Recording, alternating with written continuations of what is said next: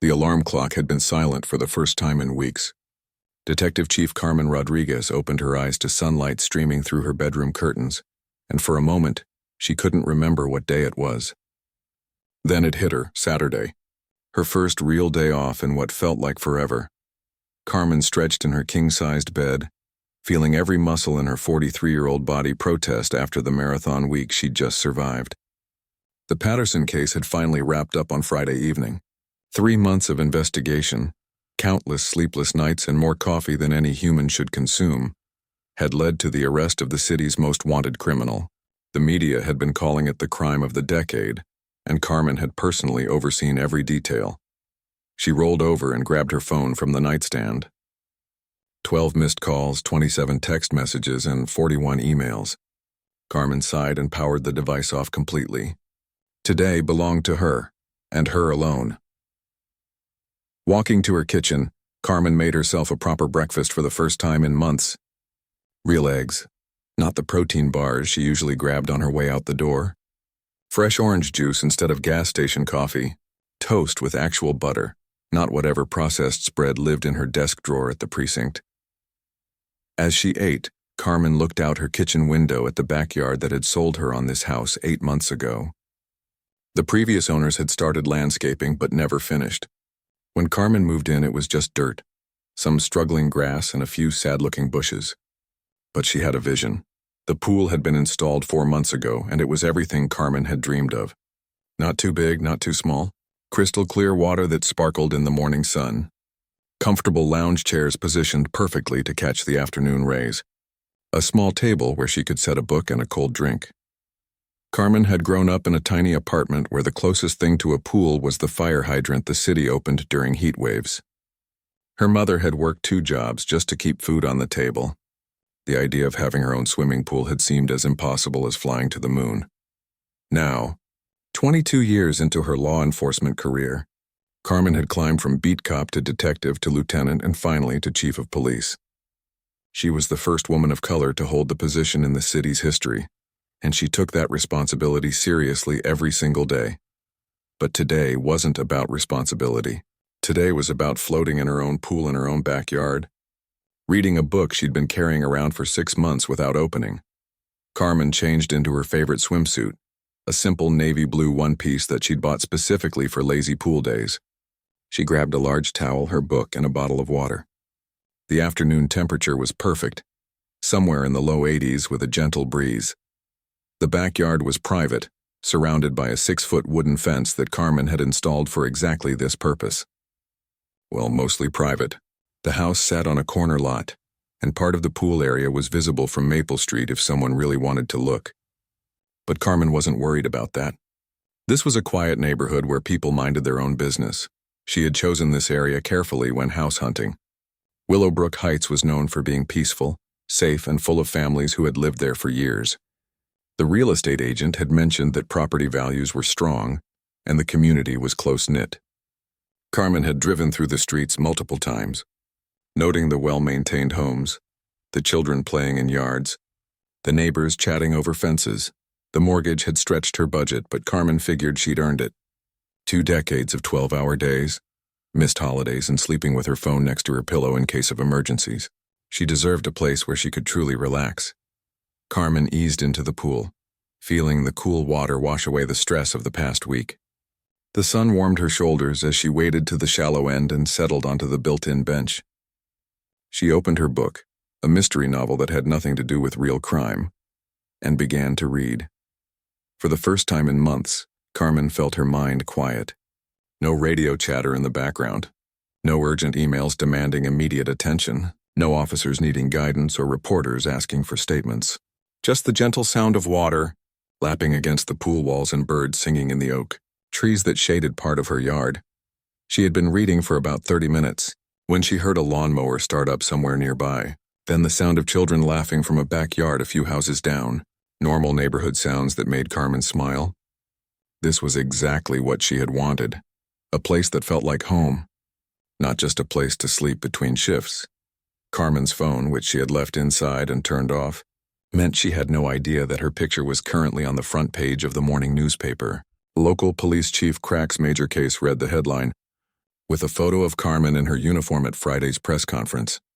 She also had no way of knowing that several neighbors had received copies of that newspaper, and not all of them were pleased to discover that their quiet street was now home to the city's top law enforcement official. Some were proud to have such an accomplished neighbor. Others wondered if her presence might bring unwanted attention to their peaceful community. Carmen floated on her back, staring up at the cloudless blue sky. She thought about her mother, who had passed away 3 years earlier. Her mom had lived just long enough to see Carmen make captain, but had missed the promotion to chief by 6 months. Carmen knew she would have been proud, but also worried, the way mothers worry about their children taking on too much responsibility. The water was perfect temperature now, warmed by the afternoon sun. Carmen climbed onto one of the pool floats she had bought but never used, stretching out with her book balanced on her stomach. This was living, she thought. This was what all those long nights and difficult cases had been working toward. A delivery truck rumbled past on Maple Street, but Carmen barely noticed. She was deep into her book now, completely absorbed in a fictional mystery that was far more straightforward than anything she dealt with at work. In novels, there were clear good guys and bad guys. In real life, Carmen had learned, things were usually more complicated. As the afternoon wore on, Carmen dozed lightly on her float, her book forgotten for the moment. The stress of being constantly alert, constantly responsible for other people's safety melted away in the warm sun. For these few hours, she was just Carmen, not Chief Rodriguez, not the woman who had to make life and death decisions, not the public figure whose every move was scrutinized. She had no idea that her peaceful afternoon was about to become anything but peaceful. Carmen was halfway through chapter 3 when the shouting started. At first, she thought it might be kids playing in someone's yard, but the voice was too harsh, too angry. Carmen lowered her book and listened. The sound was coming from somewhere near the street side of her property. "Excuse me." "Hey, you there!" Carmen sat up on her pool float, looking around. The voice was definitely directed at her, though she couldn't see who was speaking. The wooden fence blocked her view of the street, but someone was clearly standing just beyond it. "I'm talking to you. Can you hear me?" Carmen paddled her float closer to the edge of the pool. Through a small gap in the fence boards, she could make out a woman standing on the sidewalk. The woman had short blonde hair and was wearing a bright pink jogging outfit that looked like it cost more than Carmen's monthly grocery budget. "Yes, I can hear you," Carmen called back, her voice calm and professional. 22 years in law enforcement had taught her to stay cool in unexpected situations. "Is there something I can help you with?" "You can help me by getting out of that pool right now." Carmen blinked, not sure she had heard correctly. "I'm sorry, what?" "You heard me. This is a private neighborhood. You can't just come in here and use people's pools whenever you feel like it." Now Carmen was completely confused. She climbed off the float and walked to the shallow end of the pool, closer to where the voice was coming from. "Ma'am, I think there might be some confusion here. This is my pool. This is my house." The response was immediate and loud enough that Carmen was sure the neighbors could hear it. "Your house?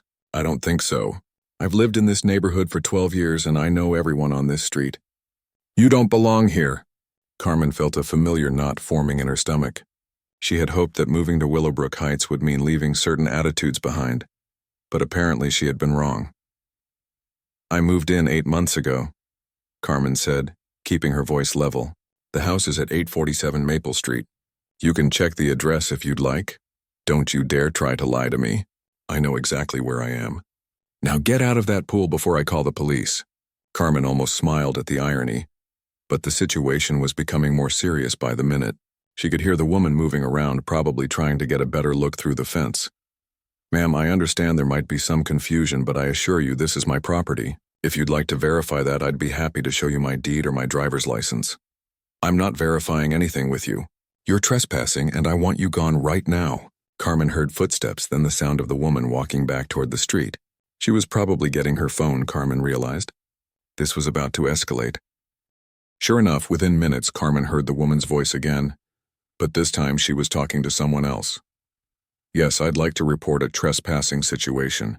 There's a woman using someone's pool without permission, and she's refusing to leave when asked." Carmen closed her eyes and took a deep breath. She had dealt with situations like this before, but never in her own backyard, never while trying to enjoy a peaceful Saturday afternoon. The woman was still on the phone. Giving what Carmen assumed was the address and a description of the situation. Carmen could only catch pieces of the conversation, but she heard enough to know this wasn't going to end quickly. She claims it's her house, but that's obviously not true. She doesn't belong in this neighborhood. I'm telling you, she's trespassing. Carmen climbed out of the pool and grabbed her towel. She wrapped it around herself and walked closer to the fence, trying to see if she could reason with this person face to face. Ma'am, if you'll just give me a chance to explain, I'm not talking to you anymore. I've called the police and they'll sort this out. You just stay right where you are until they get here. The police are welcome to come, Carmen said calmly, but I think you're going to be surprised by what they tell you. The only thing that's going to surprise me is if you're not arrested for trespassing. By now, Carmen could hear other voices. The commotion had attracted attention from neighboring houses. She could see people coming out onto their front porches trying to figure out what was happening. Through the fence, Carmen caught glimpses of more people gathering. Some looked curious, others concerned. A few seemed to be taking sides already, based on the bits of conversation she could overhear. What's going on over there? Someone's using the Rodriguez pool without permission. Is that the new neighbor? I don't think she lives here. Carmen felt her jaw tighten. She had been looking forward to getting to know her neighbors under better circumstances. Maybe at a block party or while walking her dog if she ever got time to get one. Not like this. The woman in pink was still talking loudly enough for everyone to hear. She seemed to be enjoying the attention, playing up her role as the concerned neighbor protecting the community. I saw her in there when I was out for my run, the woman was saying to someone, just sitting in that pool like she owned the place. When I asked her to leave, she got all defensive and started making up stories about living here. Carmen wanted to speak up, to correct the growing misinformation, but she knew from experience that trying to argue with a crowd rarely worked out well. Better to wait for the police to arrive and let them sort it out officially. But the waiting was getting harder. Carmen could feel all those eyes on her, all those neighbors making judgments about who she was and whether she belonged in their community. Some of them were probably checking their phones right now, looking up property records or trying to remember who had bought the house on the corner. I called the homeowners association too, the woman announced proudly. They take property violations very seriously around here. Carmen almost laughed. If the homeowners association wanted to get involved, they could explain to this woman exactly who owned the property at 847 Maple Street. They could also explain that Carmen's monthly dues were paid automatically, and that she had received welcome materials when she moved in. More neighbors had gathered now. Carmen could count at least 6 different voices, though she couldn't see most of them clearly through the fence. The conversation was getting louder and more animated. Should we go over there? I think we should wait for the police. Poor thing. She looked so calm. She's probably used to this kind of thing. Carmen wasn't sure what to make of that last comment, but she tried not to read too much into it. People said all sorts of things when they were confused or excited. The woman in pink was still holding court, telling anyone who would listen about how she had discovered the situation and taken action. She seemed to think she was some kind of neighborhood hero, protecting property values and community standards. Carmen checked the time on the waterproof watch she wore even on days off. The police should be arriving soon. When they did, this whole mess would be cleared up in a matter of minutes. The woman in pink would realize her mistake, probably apologize, and everyone would go back to their Saturday afternoon activities. At least that's what Carmen hoped would happen. But she had been in law enforcement long enough to know that situations like this rarely ended as simply as they should. The crowd was growing larger by the minute. What had started as one angry woman complaining about a pool situation was turning into the biggest neighborhood drama Willowbrook Heights had seen in years. Carmen stood by her pool, towel wrapped around her shoulders, watching through the fence as more people gathered on the sidewalk. She counted at least 10 neighbors now, maybe more. Some were keeping their distance, obviously uncomfortable with the situation. Others seemed drawn to the excitement, like it was the most interesting thing that had happened all summer. The woman in pink. Carmen had started thinking of her as Pink Lady since she still didn't know her name, was clearly enjoying her role as the center of attention. She had appointed herself as the official spokesperson for the situation and was giving anyone who would listen a detailed account of her discovery of the trespasser. I was just finishing my Saturday run, Pink Lady was saying to a man in a golf shirt who had walked over from across the street. You know how I always take the same route, past the elementary school and back around Maple Street. Well, I'm coming around the corner, and what do I see? This woman just sitting in the Rodriguez pool like she owns the place. Carmen winced. At least Pink Lady had gotten the name right.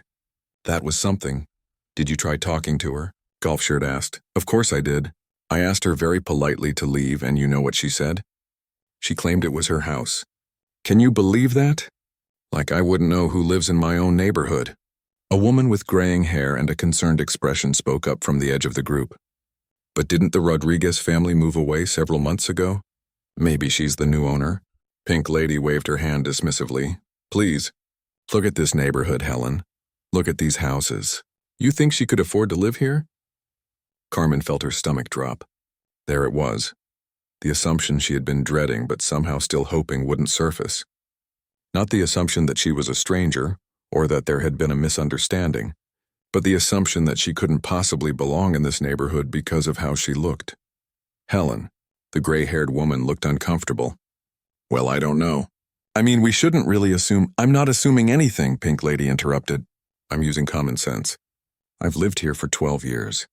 I know everyone on this street, and I know what kind of people can afford these houses. More neighbors had joined the conversation, and Carmen could hear them talking among themselves in smaller groups. She caught fragments of their discussions. Isn't that the new police chief from the newspaper? No way, that can't be her. I thought I recognized her from somewhere. The police chief lives on Oak Street, not Maple. Are you sure about that? Carmen wanted to walk over to the fence and clear everything up, but something told her to wait. In her professional experience, situations like this often revealed more than just the original misunderstanding. They showed what people really thought, what assumptions they made when they thought no one important was listening. Pink Lady had pulled out her phone again and was now taking pictures through the fence gaps. I'm documenting this for when the police get here, she announced loudly. They're going to need evidence of the trespassing. Ma'am, Carmen called out, trying to keep her voice calm and professional. I'd prefer if you didn't take photos of me in my swimsuit on my own property. Your property? Pink Lady laughed, and several people in the crowd chuckled along with her. You're really going to keep up this act? Even with everyone watching? A man in his 60s wearing a Yankees cap stepped forward. Now hold on a minute. Maybe we should all just calm down and wait for the police to sort this out. No need for everyone to get worked up. Worked up? Pink Lady's voice rose an octave. I'm not worked up. I'm being a responsible neighbor. This is exactly the kind of thing that happens when people don't pay attention to what's going on in their community. What kind of thing? Helen asked quietly. Pink Lady gestured toward Carmen's backyard. People thinking they can just help themselves to other people's property. Today it's the pool. Tomorrow it could be breaking into houses. Carmen closed her eyes and counted to 10. In her 22 years in law enforcement, she had heard this kind of logic too many times. The leap from person I don't recognize to potential criminal happened faster than most people realized, and it usually happened along predictable lines. A younger woman pushing a stroller had joined the crowd. She looked confused as she listened to Pink Lady's explanation of events. Wait, I'm sorry, stroller woman said. Are you saying this woman is swimming in someone else's pool? Exactly, Pink Lady said triumphantly. And when I confronted her about it, she made up some story about living here. But how do you know she doesn't live here? Stroller woman asked. I mean, I don't know everyone in the neighborhood. Pink Lady looked at stroller woman like she had asked the most ridiculous question in the world. Honey, just look around. Look at these houses, look at this street. Then look at her. Does that seem right to you? Stroller woman glanced toward Carmen's backyard, then back at Pink Lady. I'm not sure what you mean. I mean, Pink Lady said, lowering her voice but not quite enough to keep Carmen from hearing, that people like her don't usually live in neighborhoods like this. There are plenty of public pools in the city if she wants to swim. Carmen felt her professional composure starting to crack. She had dealt with people like Pink Lady in her official capacity many times. But having this conversation happen in her own backyard, while she was trying to enjoy her first day off in weeks, was testing her patience in ways she hadn't expected. The Yankees cap man was shaking his head. I don't think we should be making assumptions about people based on what? Pink Lady challenged him. Based on reality? I'm sorry if that makes you uncomfortable, but I'm not going to pretend I don't notice obvious things. What obvious things? Helen asked. and Carmen could hear genuine curiosity in her voice. Pink Lady gestured impatiently. Come on, Helen, you've lived here almost as long as I have. When was the last time you saw anyone who looked like her living on this street? The crowd fell uncomfortably quiet. Carmen could practically feel people looking around at each other, trying to figure out how to respond to that question. Finally, a man Carmen hadn't heard speak before said, Well, the Johnsons are black, and they've lived here for 8 years. The Johnsons are different, Pink Lady said quickly. He's a doctor, she's a lawyer. They clearly belong here. And what makes you think this woman doesn't belong here? Yankee's Cap asked. Pink Lady looked frustrated, like she was trying to explain something obvious to people who were being deliberately dense. Look, I'm not trying to be mean. I'm just saying that there's a certain type of person who can afford to live in Willowbrook Heights, and there's a certain type of person who can't. And when I see someone who obviously can't afford to live here swimming in someone else's pool, I'm going to say something about it. Carmen had heard enough. She walked closer to the fence, positioning herself where more of the neighbors could see her clearly. Ma'am, she called out, I understand you're concerned about protecting the neighborhood. That's admirable, but I really think there's been a misunderstanding here. I'm happy to show you my identification, my deed, anything you need to see to convince you that I live here legally. Pink Lady crossed her arms. I'm not falling for that. You probably have fake documents ready for exactly this situation. I've seen this scam before. What scam? Carmen asked. People like you target nice neighborhoods like this one. You do research, find out when homeowners are away, then pretend to live there when someone challenges you. But I'm not stupid and I'm not backing down. The sirens were getting closer now. Carmen could hear at least 2 police cars approaching, maybe more. In a few minutes, this whole situation would be resolved, and Pink Lady would have to face the reality of her mistake. But Carmen had a feeling that reality wasn't going to change Pink Lady's mind about much of anything. Some people, she had learned, preferred their assumptions to the truth even when the truth was staring them in the face. The first police car turned onto Maple Street with its lights flashing but no siren. Carmen could see it through the gap in her fence, a standard patrol unit with 2 officers inside. A second car followed close behind. Pink Lady immediately perked up, straightening her jogging outfit and walking toward the street to meet the officers. Finally. I'm the one who called. I'm so glad you're here. Carmen took a deep breath and wrapped her towel more securely around herself. She had been in law enforcement long enough to know that these situations could go several different ways, depending on the officers involved and how they chose to handle things. She was hoping for professionalism and common sense, but she had learned never to take those things for granted. The first officer out of the lead car was someone Carmen recognized immediately. Officer Davis, a 10-year veteran who had worked several cases with her over the years. The second officer was younger, probably new to the force, and Carmen didn't know him personally. Davis looked around at the crowd of neighbors, then at Pink Lady, who was already talking rapidly and pointing toward Carmen's backyard. Ma'am, slow down, Davis said calmly. Let's start from the beginning. You called about a trespassing situation? Yes. There's a woman back there using someone's pool without permission. She's been there for hours, and when I told her to leave, she started making up stories about living here. Davis pulled out his notepad. And you are? Beverly Hamilton. I live at 831 Maple Street. She pointed to a large colonial house halfway down the block. I've been in this neighborhood for 12 years, and I know everyone who lives here.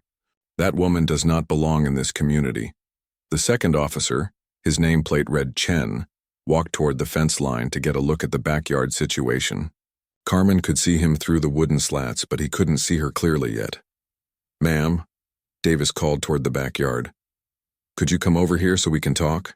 Carmen walked to the front gate of her property, the one that opened onto her driveway. When she came around the corner of the house, still in her swimsuit and towel, she saw Officer Chen's eyes widen in recognition. Chief Rodriguez? Chen said, his voice uncertain. The effect on the crowd was immediate and dramatic. Conversation stopped mid-sentence. Beverly Hamilton's mouth fell open. Several neighbors pulled out their phones, not to call for help this time, but to start recording what was clearly about to become a very interesting situation. Officer Davis looked at his partner, then at Carmen, then back at Beverly Hamilton. Did you just call her Chief Rodriguez? Chen nodded, looking like he wished he could disappear. Yes, sir. That's our police chief. The silence stretched for what felt like minutes but was probably only a few seconds. Carmen could see the wheels turning in Beverly's head as she processed this information. The woman's face went through several different expressions: confusion, disbelief, embarrassment, and finally a kind of desperate anger. "That's impossible," Beverly said, but her voice had lost its earlier confidence. "The police chief doesn't live here. She lives on Oak Street." "Ma'am," Davis said gently, "I can assure you that this is Chief Rodriguez. I've worked under her command for several years." Carmen decided it was time to take control of the situation. "Officers, thank you for responding so quickly. Mrs. Hamilton here seems to have been confused about who owns this property." Beverly's face was turning red. "This has to be some kind of mistake. I know this neighborhood. I know who belongs here and who doesn't."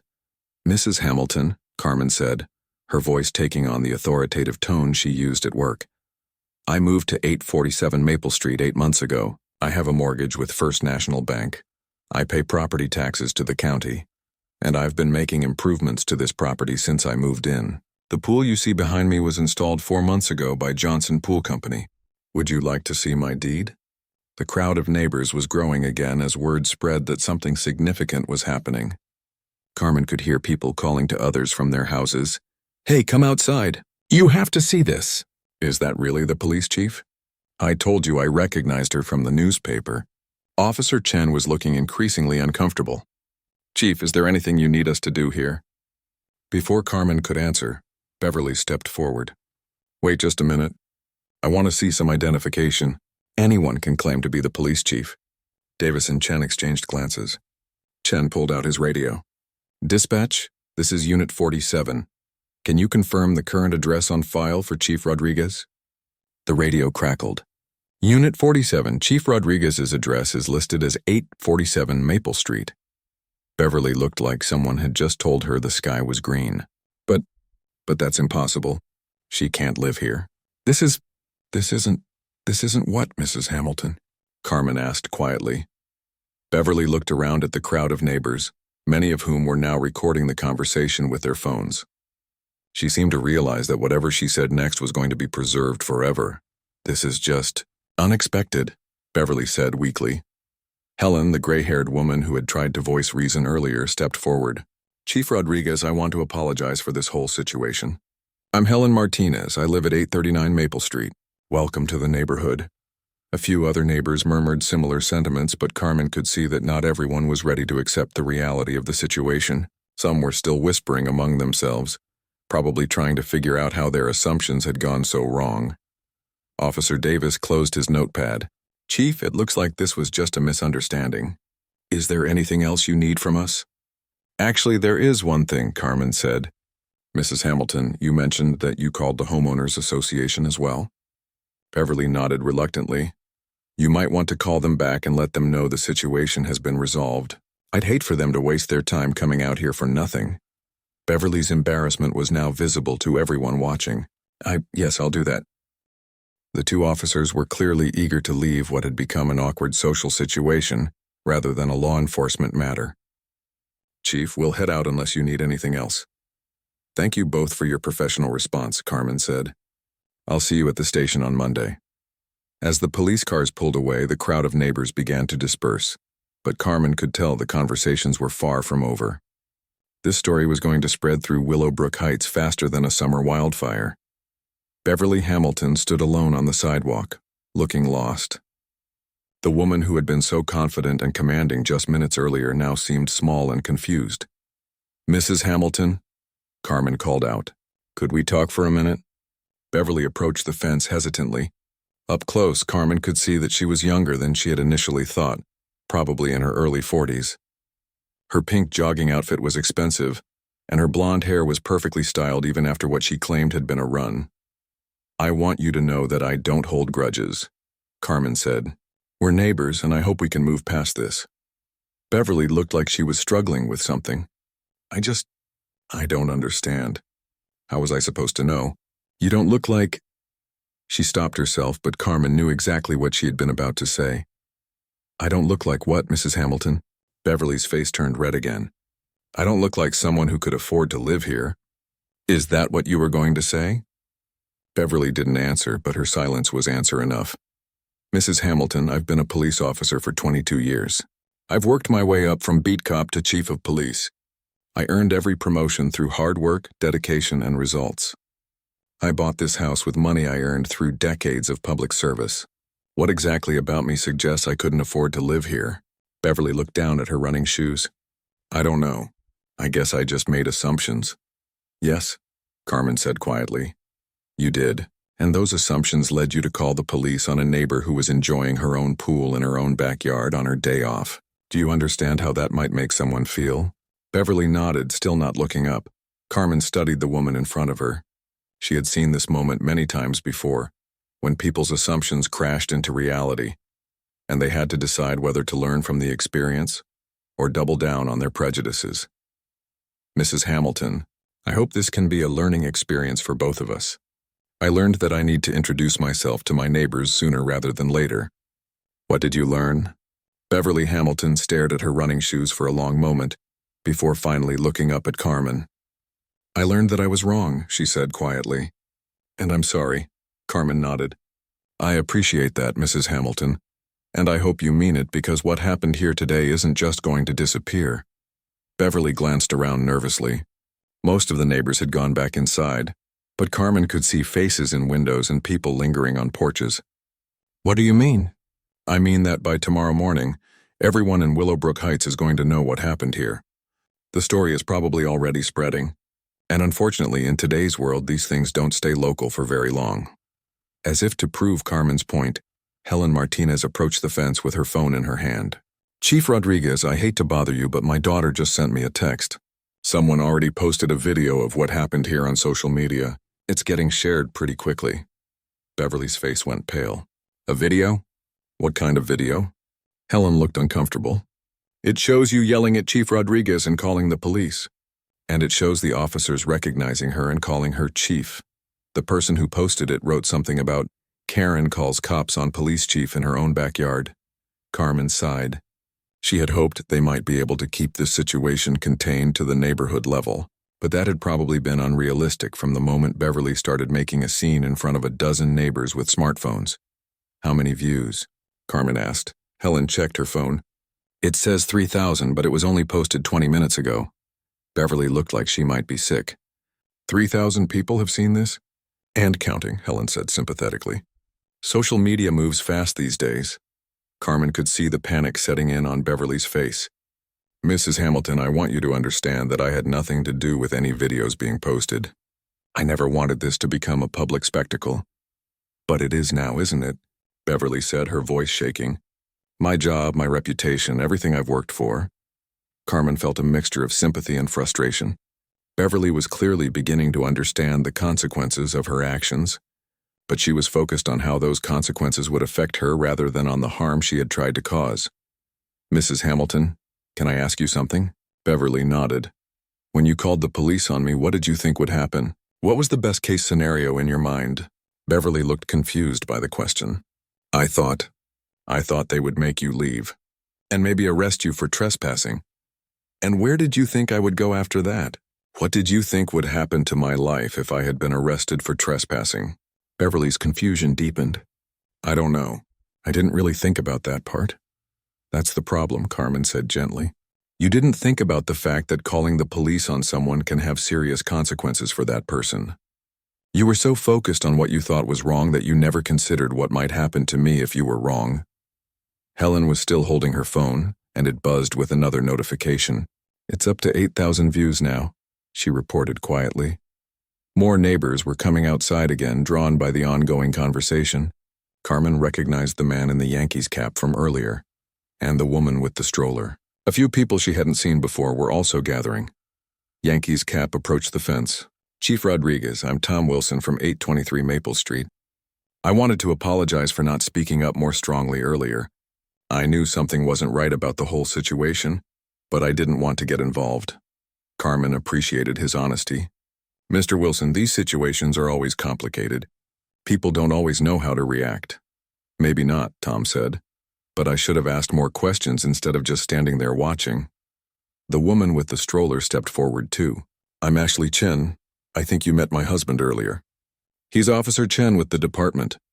Carmen remembered the young officer's obvious discomfort when he recognized her. He handled himself very professionally today.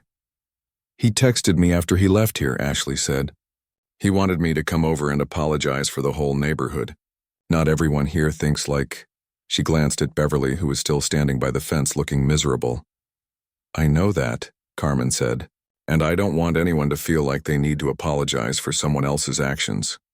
We're all responsible for our own choices. Beverly finally spoke up again. What can I do? I mean, about the video and everything. Is there a way to fix this? Carmen considered the question carefully. Mrs. Hamilton, I think the damage from the video is probably going to run its course whether we like it or not. These things tend to have their own momentum online. But there might be ways for you to show that you've learned from this experience. One like what? Well, you could start by thinking about why you made the assumptions you made. Not just about me, but about who belongs in this neighborhood and who doesn't.